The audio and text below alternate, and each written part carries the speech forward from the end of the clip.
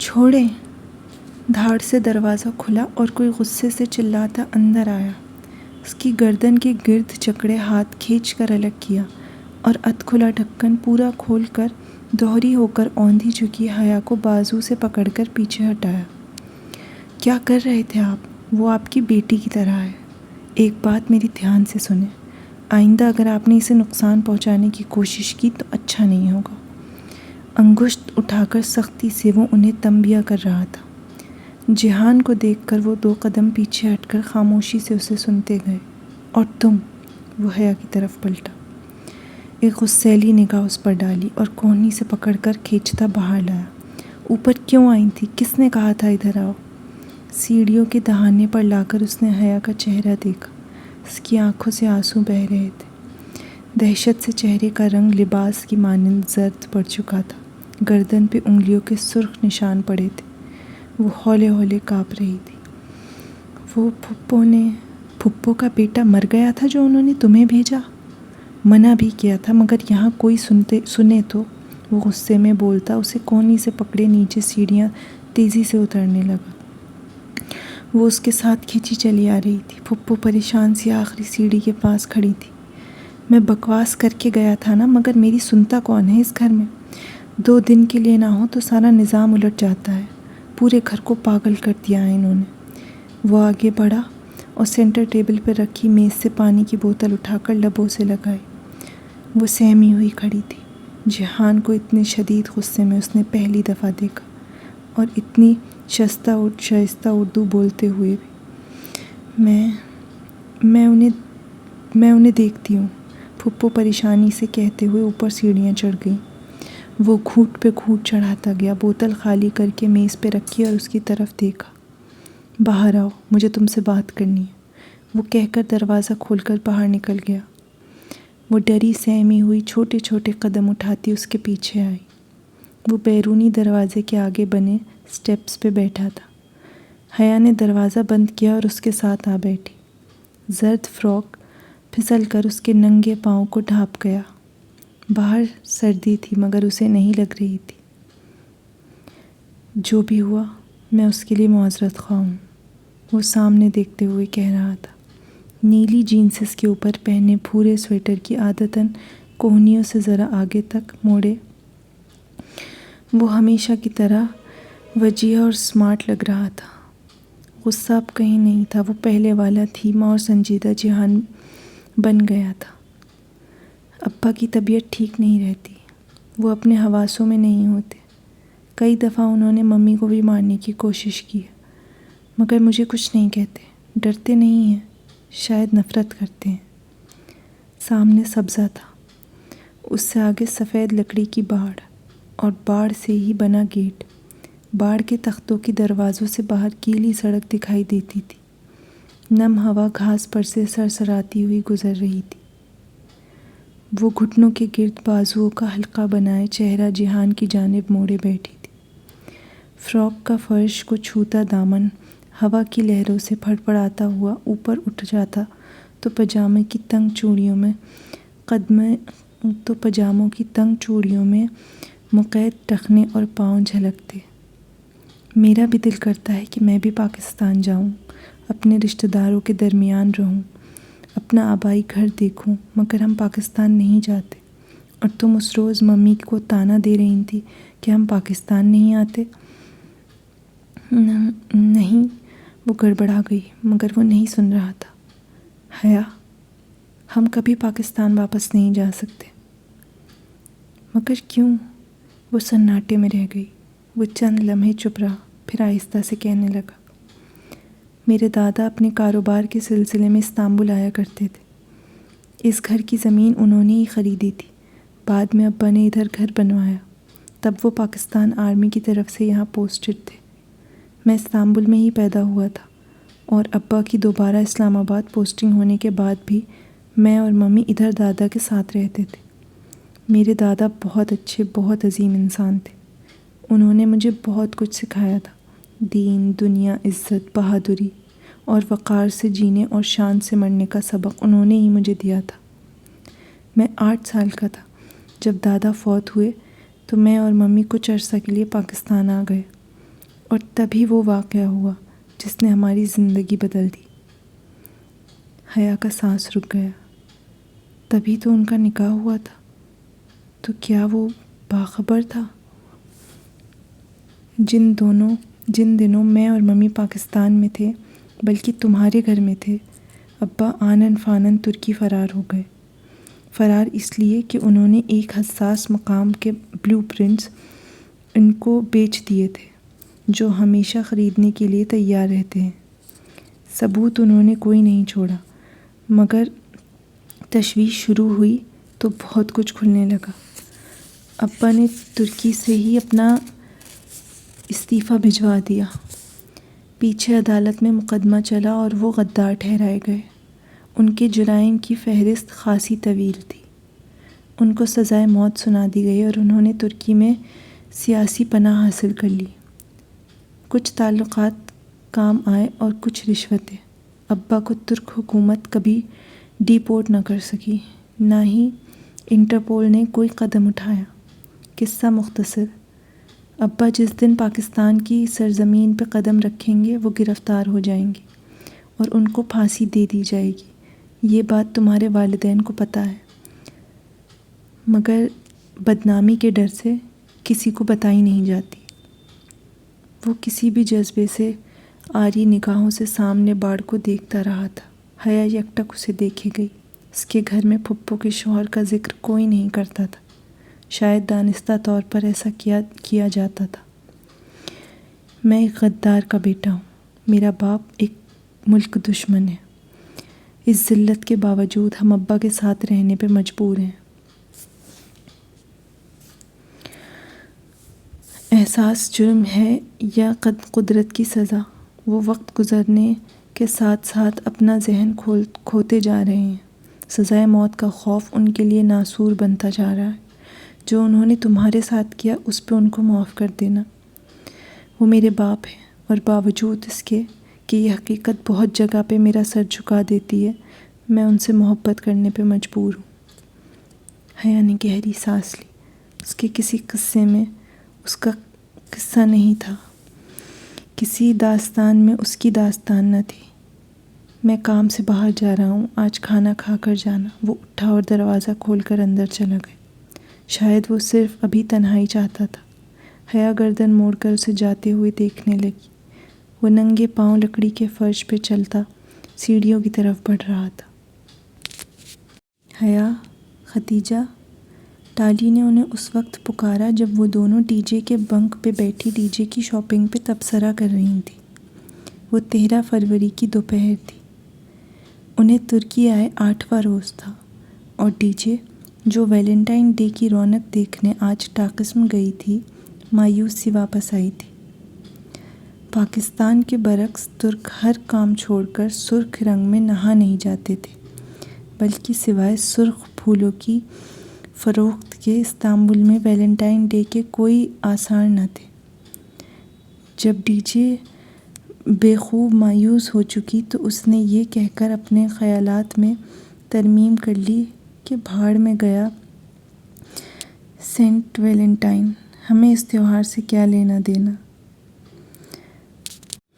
ان کی اس گفتگو میں مخل ہونے والی اسرائیلی ایکسچینج اسٹوڈنٹ تھی۔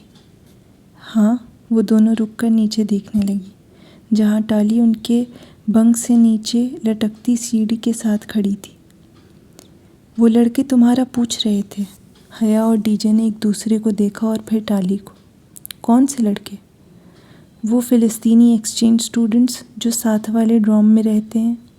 وہ مجھ سے پوچھ رہے تھے کہ وہ پاکستانی لڑکیاں کیسی ہیں، اور یہ کہ ان کو کوئی مسئلہ وغیرہ تو نہیں ہے، اور یہ بھی کہ تم دونوں آج شام کی چائے کامن روم میں ان کے ساتھ پیو۔ وہ تمہارا انتظار کریں گے۔ Okay, bye. ایک اسرائیلی مسکراہٹ ان کی طرف اچھالتی ہاتھ ہلا کر وہ باہر نکل گئی۔ یہ فلسطینیوں کو ہمارا خیال کیسے آ گیا؟ اس ٹالی کے درخت سے دل بھر گیا ہوگا شاید، ڈی جے نے قیاس آرائی کی۔ بکو مت، وہ ہمیں صرف اپنی مسلمان بہنیں سمجھ کر بلا رہے ہوں گے۔ اتنے ہینڈسم لڑکوں کی بہن بننے پہ کم از کم میں تیار نہیں ہوں۔ یہ بھائی چارہ تمہیں ہی مبارک ہو۔ ڈی جے بدک اٹھی تھی۔ چلو پھر تیار ہو جائیں تاکہ وقت پہ پہنچ سکے۔ حیا لکڑی کی سیڑھی سے نیچے اترنے لگی۔ صرف ہمیں ہی بلایا ہے یا یہ عرب اسرائیل دوستی کی زندہ مثال بھی موجود ہوگی؟ ڈی جے کا اشارہ ٹالی کی طرف تھا۔ پتہ نہیں، حیا نے شانے اچکا دیے۔ وہ الماری سے کپڑے نکالنے لگی۔ ہر موقع کی مناسبت سے مکمل ڈریسنگ کرنا اس کا جنون تھا۔ کپڑوں پہ ایک سلوٹ تک نہ ہو اور میک اپ کی ایک لکیر بھی اوپر نیچے نہ ہو، وہ ہر بات کا خیال رکھتی تھی۔ البتہ لڑکوں کی دعوت پہ جانے کی اجازت پاکستان میں ابا یا تایا فرقان کبھی نہ دیتے، مگر وہ ادھر کون سا دیکھ رہے تھے؟ یہ ترکی تھا اور یہاں سب چلتا تھا۔ وہ 3 لڑکے تھے، معتصم، المرتضیٰ، حسین اور مومن۔ ان کے 2 فلسطینی دوست محمد قادر اور نجیب اللہ جاتی دعوت کی شروع میں موجود رہے، پھر اٹھ کر چلے گئے، مگر ان تینوں میزبانوں نے احسن طریقے سے میزبانی نبھائی۔ وہ تینوں اسمارٹ اور گڈ لکنگ سے لڑکے ایک جیسے لگتے تھے۔ معتصم ان میں ذرا لمبا تھا۔ اس کا نام معتصم المرتضیٰ تھا، مگر یہ ڈی جے نے بعد میں نوٹ کیا کہ وہ فیس بک پہ اپنا نام معتصم اینڈ مرتضیٰ لکھتا تھا۔ وجہ انہیں کبھی سمجھ نہ آئی۔ حسین اور معتصم ان دونوں کو بالکل اپنی چھوٹی بہنوں کی طرح ٹریٹ کر رہے تھے۔ البتہ اس بھائی چارے سے مومن متفق نہ تھا۔ وہ فلرٹی، نظر باز سا لڑکا کچھ بھی تھا، مگر مومن نہ تھا۔ البتہ وہ دونوں اس کو اپنی موجودگی میں سیدھا کیے ہوئے تھے۔ وہ دونوں اتنے ملنسار اور مہذب لڑکے تھے کہ حیا کو اپنے سارے کزنز ان کے سامنے بیکار لگے۔ البتہ جہان کی بات اور تھی۔ اس نے فوراً اپنی رائے میں ترمیم کی۔ اگلے ہفتے حسین کا برتھ ڈے ہے۔ حسین موبائل پہ فون سننے باہر گیا تو مومن نے بتایا۔ پھر تو ہمیں اسے ٹریٹ دینی چاہیے، ڈی جے سوچ کر بولی۔ اور گفٹ بھی؟ حیا کو خیال آیا۔ ہم دونوں اس کے لیے ایک گھڑی خریدنے کا سوچ رہے ہیں، اور جو ہم نے جواہر میں دیکھی ہے 130 لیراز کی ہے۔ معتصم نے چائے کا آخر گھونٹ پی کر کپ میز پہ رکھا۔ یعنی کہ پاکستانی روپوں میں؟ حیا نے سوچتے ہوئے پرس میں ہاتھ ڈالا تاکہ موبائل کے کیلکولیٹر سے حساب کر سکے۔ 7150 پاکستانی روپے۔ معتصم جھک کر پیسٹریز کی پلیٹ سے ایک ٹکڑا اٹھاتے ہوئے بولا۔ حیا کا پرس کو کھولتا ہاتھ رک گیا۔ اس نے حیرت و بے یقینی سے معتصم کو دیکھا۔ تم نے اتنی جلدی حساب کیسے کیا؟ میں میتھس کا اسٹوڈنٹ ہوں۔ وہ چھپ کر مسکرا دیا۔ اور معتصم کا ایک ہی خواب ہے کہ وہ میتھس میں نوبل پرائز لے، مومن حیا کے ہاتھ کو دیکھتے ہوئے کہنے لگا۔ وہ تھوڑی دیر بعد معتصم سے آنکھ بچا کر حیا کے سراپے کا جائزہ لے لیتا تھا۔ حیا قدرے رخ موڑ کر معتصم کی طرف متوجہ ہوئی۔ تو میتھس کے اسٹوڈنٹ، جلدی سے بتاؤ کہ اس مہنگی گھڑی کو خریدنے کے لیے اگر ہم چاروں پیسے تقسیم کریں تو ہر ایک کے حصے میں کتنے؟ 32 لیرا اور 50 کرس۔ اوکے۔ حیا نے گہری سانس لی اور پرس کھولا۔ ان کو پیسے انہوں نے زبردستی تھمائے۔ مومن کو تو کوئی اعتراض نہ تھا، مگر معتصم ان سے رقم لینے پہ متذبذب تھا۔ مگر یہ ایک انکہی بات تھی کہ بغیر اسکالرشپ کے استنبول جیسے مہنگے شہر میں وہ سب اتنا ہی افورڈ کر سکتے تھے۔ وہ تینوں جواہر کے لیے نکل رہے تھے۔ معتصم نے بتایا کہ وہ ابھی حسین سے نظر بچا کر گھڑی خرید لائیں گے۔ ان کو بھی ساتھ چلنے کی پیشکش کی اور ڈی جے ہاں کرنے ہی والی تھی کہ حیا نے اس کا پاؤں اپنے جوتے سے زور سے کچلتے بظاہر مسکراتے ہوئے انکار کر دیا۔ نہیں، آپ لوگ جائیں، ہم آج ہی ہو کر آئے ہیں۔ وہ تینوں چلے گئے تو ڈی جے نے برا سا منہ بنا کر اسے دیکھا۔ تم نے انکار کیوں کیا؟ پاگل عورت، تم پاکستان سے آئی ہو یا نیو یارک سے؟ ان کی دعوت قبول کر لی، یہی بہت ہے۔ اب ہم ان کے ساتھ سیر سپاٹوں پہ بھی نکل جائیں؟ دماغ ٹھیک ہے؟ مگر وہ تمہارے بھائیوں کی طرح ہیں۔ پیچھے ہمارے اصلی والے بھائیوں کو پتہ چلا تو کل ہی پاکستان واپس بلوا لیں گے، اس لیے اپنی اوقات میں واپس آؤ اور رات کے کھانے کی تیاری کرو۔ وہ موبائل کے ساتھ نتی ہینڈز فری کانوں میں لگاتے ہوئے بولی، زہر ملا کر دوں گی تمہیں۔ ڈی جے بھناتی ہوئی پیر پٹک کر اٹھی، اور اگر تم چاولوں پہ آملیٹ ڈال کر لائیں تو میں ساری ڈش تمہارے اوپر الٹ دوں گی۔ وہ وہیں صوفے پہ لمبی بیٹھی اب موبائل کے بٹن دبا رہی تھی۔ دھیما میوزک اس کے کانوں میں بجنے لگا۔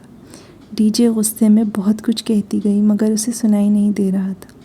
وہ آنکھیں موندے ہولے ہولے پاؤں جھلانے لگی۔ ڈی جے پیر پٹک کر باہر نکل گئی۔ وہ رات ویلنٹائن کی رات تھی۔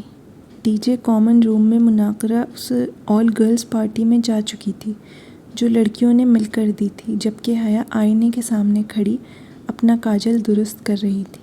اس کی تیاری مکمل تھی، لیکن جب تک وہ اپنی آنکھوں کے کٹورے کاجل سے بھر نہ لیتی اسے تسلی نہیں ہوتی تھی۔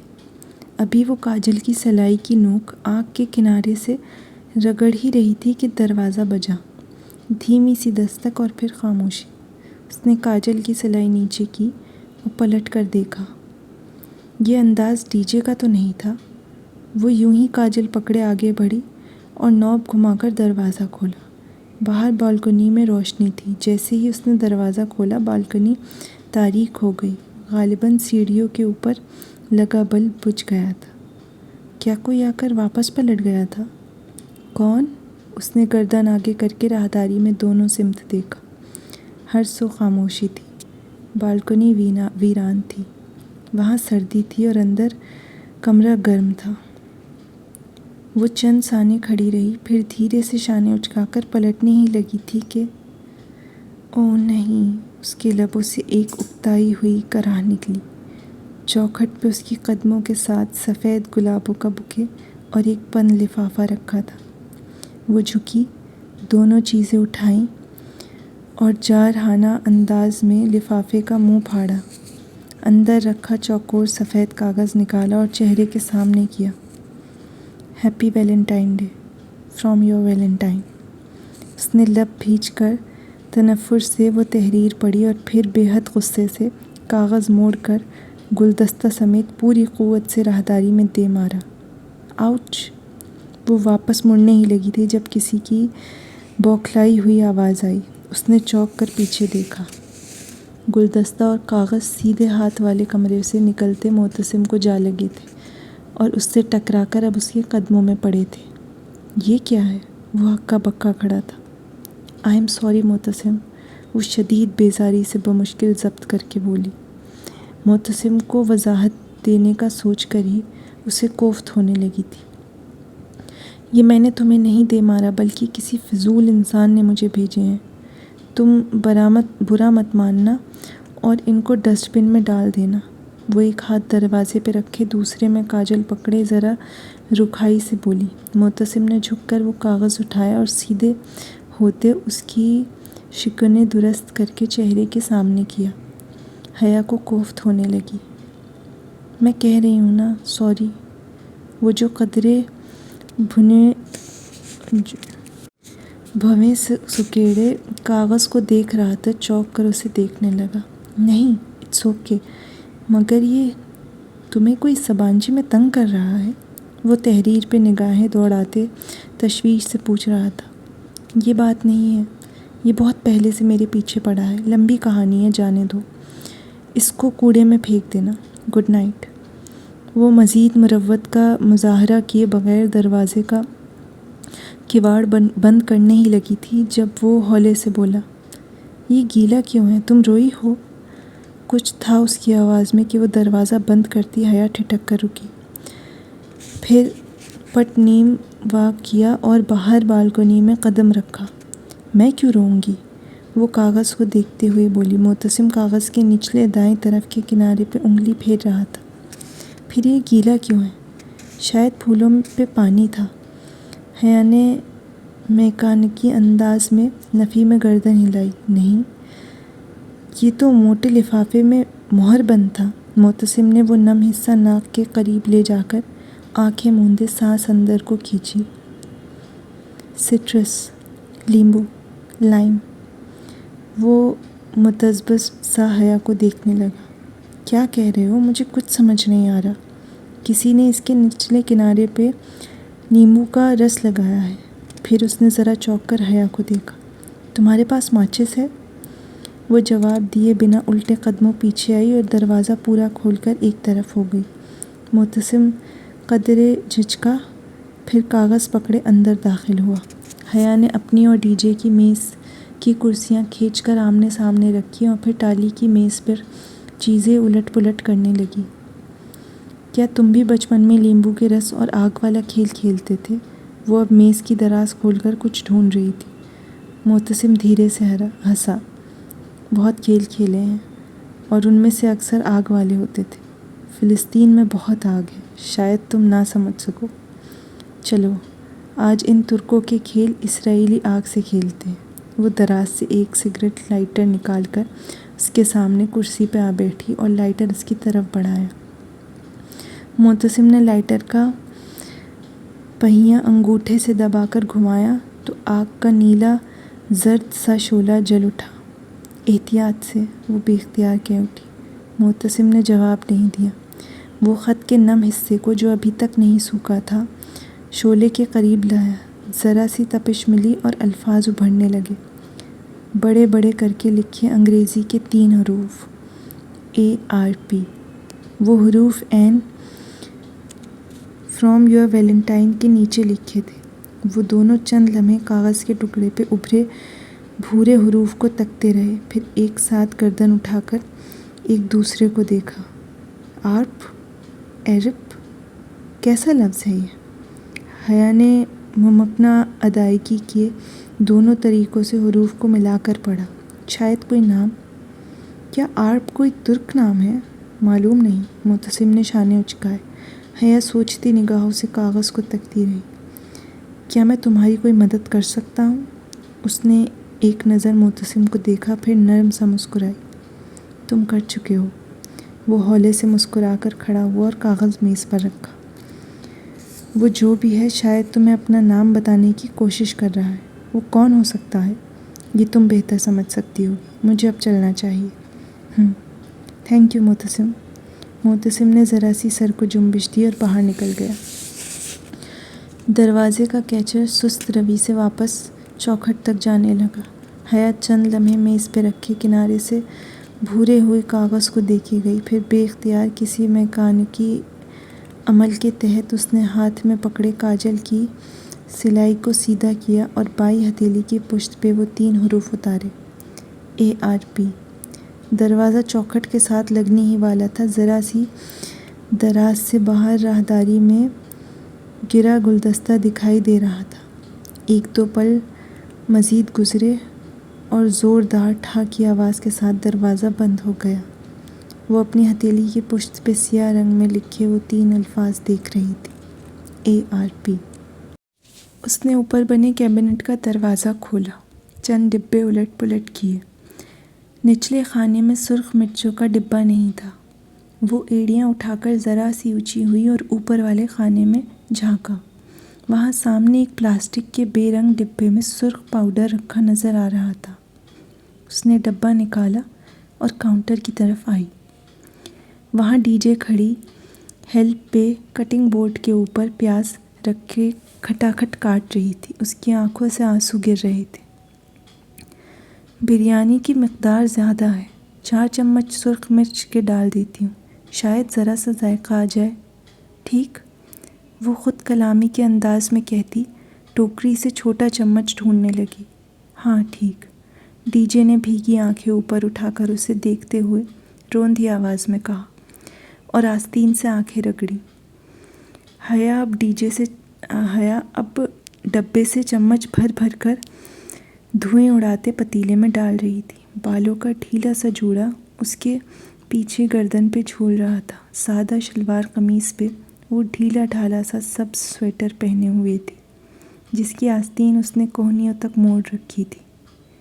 دوپٹہ ایک طرف دروازے پہ لٹکا تھا اور چند لٹیں جوڑے سے نکل کر چہرے کے اطراف میں لٹک رہی تھیں۔ گوشت میں چمچہ ہلاتی وہ بہت مصروف لگ رہی تھی۔ وہ دونوں اس وقت انجم باجی کے کچن میں موجود تھیں۔ صبح انجم باجی ڈی جے کو ڈائننگ ہال میں ملی تو شام اپنے گھر کھانے کی دعوت دے ڈالی، جو کہ ڈی جے نے یہ کہہ کر قبول کر لی کہ وہ اور حیا مل کر بریانی بنائیں گے۔ اب سر شام ہی وہ دونوں حالے کو لیے انجم باجی کے اپارٹمنٹ آ گئی تھیں۔ ایک بیڈ روم، لاؤنج اور کچن پہ مشتمل وہ چھوٹا مگر بے حد نفیس اور سلیقے سے سجا اپارٹمنٹ تھا۔ حالے کو انہوں نے لاؤنج میں انجم باجی کے ساتھ بیٹھا رہنے دیا اور خود کچن میں آ کر کام میں مصروف ہو گئی۔ یہ پینٹنگ جاوید جی لائے تھے انڈیا سے۔ اندر لاؤنج میں انجم باجی کی حالے کو متعلق کرتی آواز آ رہی تھی۔ ڈی جے، یہ جاوید جی کیا ہے؟ اس نے قدرے الجھ کر پوچھا۔ ان کا مطلب ہے جاوید جی، ان کے ہسبینڈ۔ ڈی جے نے سرگوشی کی تو وہ اوہ کر کے مسکراہٹ دباتی پلٹ کر ابلتے چاولوں کو دیکھنے لگی۔ جس وقت انجم باجی اور حالے کچن میں داخل ہوئیں، حیا پتیلے کا ڈھکن احتیاط سے بند کر رہی تھی۔ آہٹ پہ پلٹی اور مسکراتی، بس دم دے رہی ہوں۔ بہت خراب ہو تم دونوں، مجھے اٹھنے ہی نہیں دیا۔ بس اب آپ کو کھانے کے وقت ہی اٹھنا تھا۔ وہ جاوید بھائی آ گئے؟ وہ ہاتھ دھو کر تولیے سے صاف کرتی ڈی جے کے پاس آئی۔ ڈی جے کا سلاد ابھی تک مکمل نہیں ہوا تھا، اب کہیں جا کر وہ ٹماٹروں پہ پہنچی تھی۔ بس آنے والے ہیں، لاؤ یہ سلاد تو مجھے بنانے دو۔ نہیں، میں کر لوں گی، تھوڑا سا رہ گیا ہے، ڈی جے نے بڑی بے فکری سے کہا تو اس نے اسے جتاتی نظروں سے گھورا۔ آپ نے اس تھوڑے میں بھی صبح کر دینی ہے۔ لاؤ مجھے دو اور پلیٹیں لگاؤ۔ اس نے ٹماٹر اور چھری ڈی جے کے ہاتھ سے لے لی۔ حالے از خود نہایت پھرتی سے سارا پھیلاوا سمیٹنے میں لگی تھی۔ وہ میلے برتن اب سنک میں جمع کر رہی تھی۔ وہ ان کبھی کبھی کام کرنے والی دونوں پاکستانی لڑکیوں کی نسبت بہت تیزی سے ہاتھ چلا رہی تھی۔ ڈی جے کیبنٹ سے پلیٹیں نکالنے لگی اور انجم باجی رائتہ بنانے لگی۔ حیا نے ٹماٹر کو کٹنگ بورڈ پہ بائیں ہاتھ سے پکڑ کر رکھا اور چھری رکھ کر دبائی۔ 2 سرخ ٹکڑے الگ ہو گئے اور ذرا سا سرخ رس اس کی بائیں ہتھیلی کی پشت پہ بہہ گیا، جہاں کاجل سے لکھے 3 موٹے موٹے سے حروف تھے، ARP۔ وہ 2-3 روز سے اسی ARP کے متعلق سوچے جا رہی تھی۔ اب بھی کچھ سوچ کر اس نے گردن اٹھائی۔ انجم باجی؟ وہی دہی کو کانٹے سے پھینٹتی انجم باجی نے ہاتھ روک کر اسے دیکھا۔ آپ نے کسی عرب کے متعلق سنا ہے؟ عرب؟ انجم باجی نے حیرت بھری الجھن سے دہرایا۔ جی، عرب، ARP۔ اس نے وضاحت کے لیے ہجے کر کے بتایا۔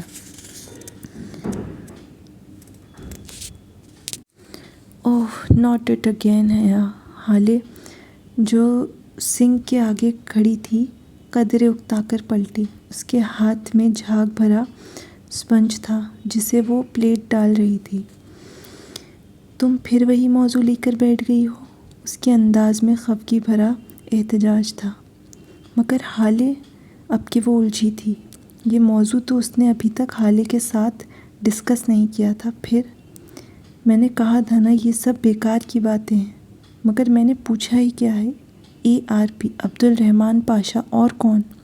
میں نے بتایا تھا نا کہ یہ گھریلو عورتوں کے افسانے سے زیادہ کچھ نہیں ہے۔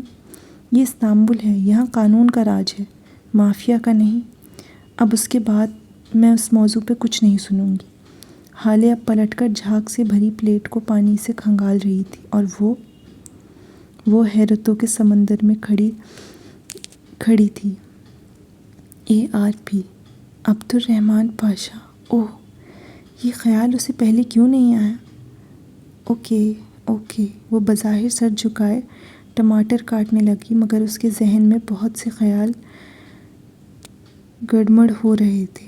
حالے اور جہان دونوں ایک جیسے تھے اور اپنے استنبول کے دفاع کے علاوہ کبھی کچھ نہیں کہیں گے، اسے یقین تھا، مگر کسی کے پاس تو کچھ کہنے کے لیے ہوگا اور اسے اس کسی کو ڈھونڈنا تھا۔ وہ میز لگا رہی تھی جب جاوید بھائی آئے۔ وہ بھی پی ایچ ڈی کر رہے تھے اور سبانچی میں پڑھاتے بھی تھے۔ بے حد ملنسار، سادہ اور خوش اخلاق سے دیسی مرد تھے، پرانے پاکستانی ڈراموں کے شوقین اور پرستار۔ ٹی وی کے ساتھ ریک میں انکہیں تنہائیاں، دھوپ، کنارے، آنگن، ٹھہرا، الف نون سمیت بہت سے کلاسک ڈراموں کی ڈی وی ڈیز قطار میں سجی تھیں۔ ان دونوں میاں بیوی کا ایک دوسرے کے لیے طرز تخاطب بہت دلچسپ تھا۔ جاوید جی اور انجو جی۔ اسے بہت ہنسی آئی۔ باقی تینوں کچن میں تھی۔ جب حیا پانی رکھنے میز پہ آئی تو جاوید بھائی کو تنہا بیٹھے پایا۔ وہ کسی کتاب کی ورق گردانی کر رہے تھے۔ جی جی پوچھیں۔ وہ فوراً کتاب رکھ کر سیدھے ہو بیٹھے۔ استنبول میں ایک انڈین مسلم رہتا ہے، عبدالرحمن پاشا نام کا، آپ اسے جانتے ہیں؟ وہ محتاط سی کرسی کے کنارے ٹکی بولتے ہوئے بار بار کچن کے دروازے کو بھی دیکھ لیتی۔ کون پاشا؟ وہ بیوقدہ والا؟ اور حیا کو لگا اسے اس کا جواب ملنے والا ہے۔ جی جی وہی، وہ خاصا مشہور ہے۔ ہاں سنا تو میں نے بھی ہے، بیوقدہ میں اس کا کافی ہولڈ ہے، وہ مال امپورٹ ایکسپورٹ کرتا ہے۔ کیا وہ مافیا کا بندہ ہے؟ اسلحہ اسمگل کرتا ہے؟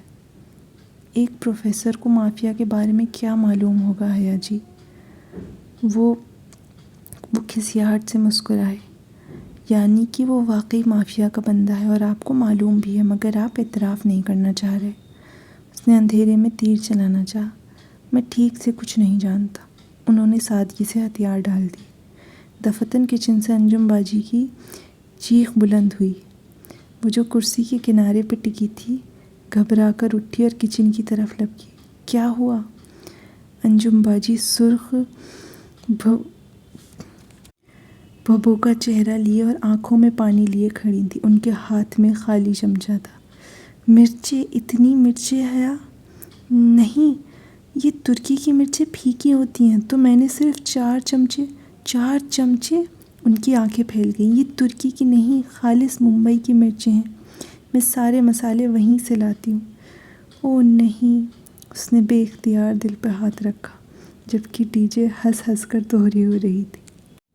سردی کا زور پہلے سے ذرا ٹوٹا تھا۔ اس صبح بھی سنہری سی دھوپ ٹاکسم اسکوائر پر بکھری تھی۔ مجسمہ آزادی کے گرد ہر سو سونے کے ذرات چمک رہے تھے۔ وہ دونوں سست روی سے سڑک کے کنارے چل رہی تھیں جب ڈی جے نے پوچھا، حیا یہ ٹاکسم نام کتنے مزے کا ہے، اس کا مطلب کیا ہوگا بھلا؟ میں شہر کی میئر ہوں جو مجھے پتہ ہوگا؟ نہیں، وہ میری گائیڈ بک میں لکھا تھا کہ ٹاکسم عربی کا لفظ ہے اور اس کے معنی شاید بانٹنے کے ہیں، کیونکہ یہاں سے نہریں نکل کر سارے شہر میں بٹ جاتی ہیں۔ تمہیں عربی آتی ہے اس لیے پوچھ رہی ہوں۔ عربی میں تو ٹاکسم نام کا کوئی لفظ نہیں ہے، اور عربی میں بانٹنے کو تقسیم کہتے ہیں۔ وہ ایک دم رکی اور بے اختیار سر پہ ہاتھ مارا۔ اوہ، ٹاکسم یعنی تقسیم۔ اگر گوروں کی طرح منہ ٹیڑھا کر کر پڑھو تو تقسیم ٹاکسم یا ٹاکسم بن جاتا ہے۔ ٹاکسم، واو! وہ دونوں اس بات پہ خوب ہنستی ہوئی آگے بڑھنے لگی۔ وہ شاپنگ کے ارادے سے آج استقلال اسٹریٹ کی طرف آئی تھیں۔ استقلال جدیسی اسٹریٹ ٹاکسم کے قریب سے نکلنے والی ایک لمبی سی گلی تھی۔ وہ اگلی دونوں اطراف سے قدیم آرکیٹیکچر والی اونچی عمارتوں سے گھری تھی۔ گلی بے حد لمبی تھی۔ وہاں انسانوں کا ایک رش ہمیشہ چلتا دکھائی دے رہا ہوتا۔ بہت سے سامنے جا رہے ہوتے اور بہت سے آپ کی طرف آ رہے ہوتے۔ ہر شخص اپنی دہن میں تیز تیز قدم اٹھا رہا ہوتا۔ گلی کے درمیان ایک پیڑھی بنی تھی جس پہ ایک تاریخی رنگ کا چھوٹا سا ٹرام چلتا تھا۔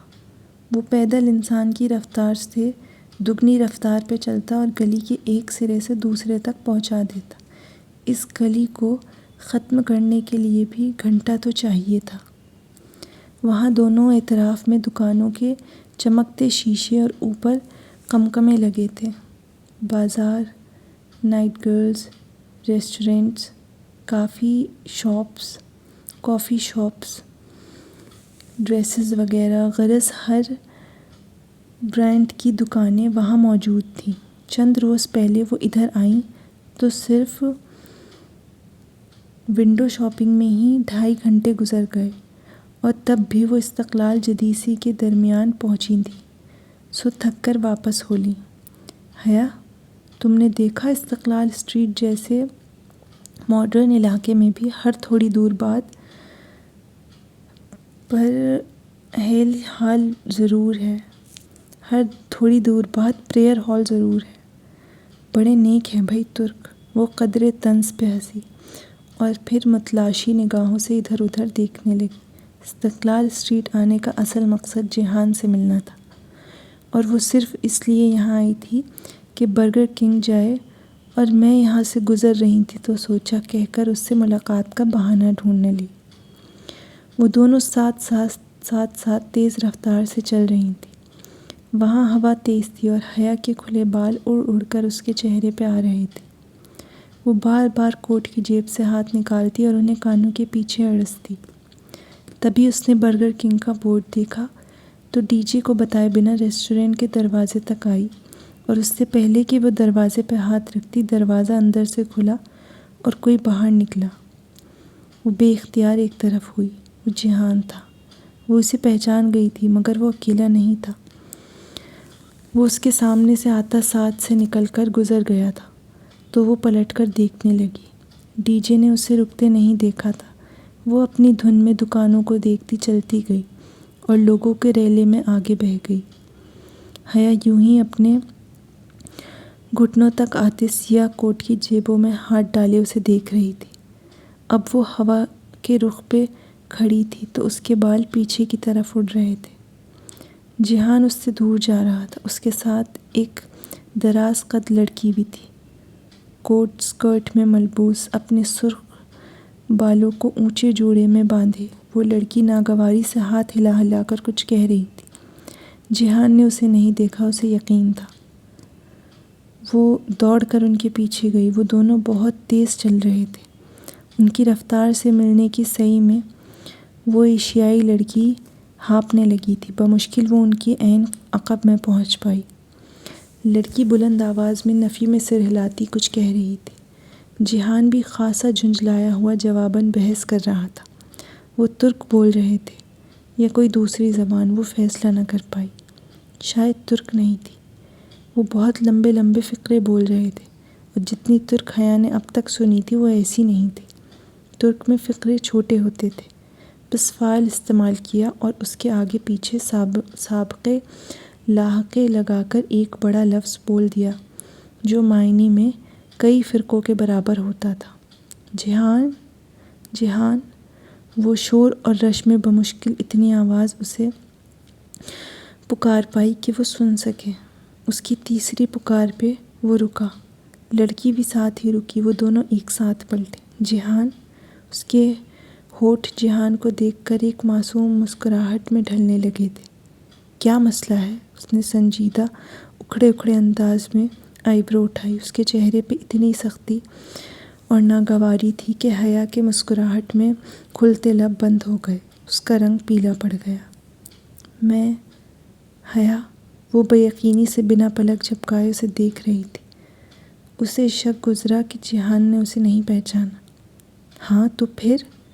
وہ بھویں سکیڑے بولا۔ وہ لڑکی کوٹ کی جیبوں میں ہاتھ ڈالے کھڑی ناپسندیدگی سے حیا کو دیکھ رہی تھی۔ پھر؟ حیا نے بے یقینی سے زیر لب دہرایا۔ وہ ششدرسی جیہان کو دیکھ رہی تھی۔ کوئی کام ہے؟ وہ بمشکل ضبط کر کے بولا۔ حیا نے دھیرے سے نفی میں سر ہلایا۔ اس میں بولنے کی سکت نہیں رہی تھی۔ تو میری شکل کیا دیکھ رہی ہو حیا؟ جاؤ۔ وہ شانے جھٹک کر پلٹا۔ لڑکی بھی ایک اچٹتی نگاہ اس پہ ڈال کر مڑ گئی۔ استقلال اسٹریٹ پہ لوگوں کا ریلا آگے بڑھتا گیا۔ جہان سکندر اور اس لڑکی کے پیچھے بہت سے لوگ اس سمت جا رہے تھے۔ کتنی ہی دیر وہ ساکت کھڑی بہت سی سروں کی پشت کے درمیان اور ان دونوں کو دور جاتے دیکھتی رہی۔ اس کی پلکیں جھپکنا بھول گئی تھیں۔ ان دونوں کے سراپے ہجوم میں گم ہو رہے تھے۔ وہ دو نقطے بنتے جا رہے تھے، دھم، دور، بہت دور۔ حیا ڈی جے کہیں دور اتھل پتھل سی سانسوں کے درمیان چلا رہی تھی، مگر وہ نہیں سن رہی تھی۔ وہ اسی طرح بھیڑ کے درمیان پتھر ہوئی کھڑی اس سمت دیکھ رہی تھی۔ وہ بہت دور جا چکے تھے۔ ساکت پتلیوں میں اب درد ہونے لگا تھا۔ بالآخر بجھ اس سے پلکیں گر گئیں۔ جھک کر اٹھی تو منتظر بھیگ چکا تھا۔ اس نے پھر سے پلکیں جھپکائیں تو بھیگی آنکھوں سے قطرے رخساروں پہ گرنے لگے۔ سامنے کا منظر قدرے واضح ہوا، مگر لمحے بھر کی تاخیر سے اس کا تعاقب ہار گیا تھا۔ وہ دونوں بھیڑ میں گم ہو گئے تھے۔ وہ اپنا منظر کھو چکی تھی۔ آنسو ٹپ ٹپ اس کی تھوڑی سی نیچے گردن پہ لڑھکتے گئے۔ حیا، کدھر رہ گئی تم؟